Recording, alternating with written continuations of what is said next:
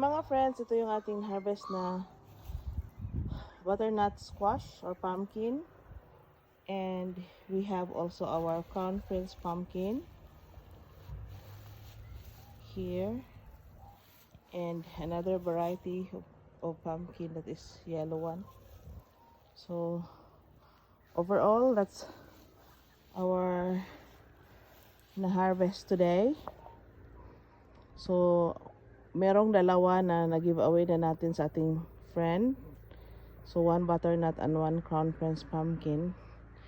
And at the same time, marami pa tayong nasa garden. So still have few or around maybe 15 plus more in the garden.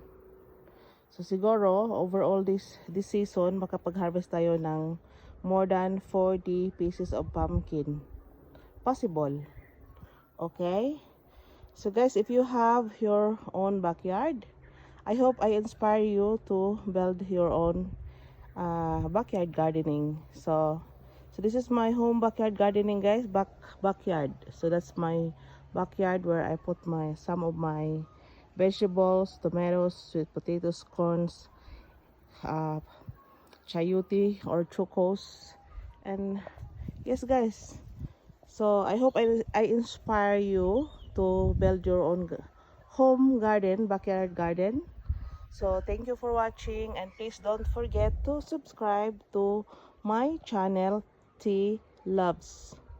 So have a great day, and I hope you are well. Bye bye.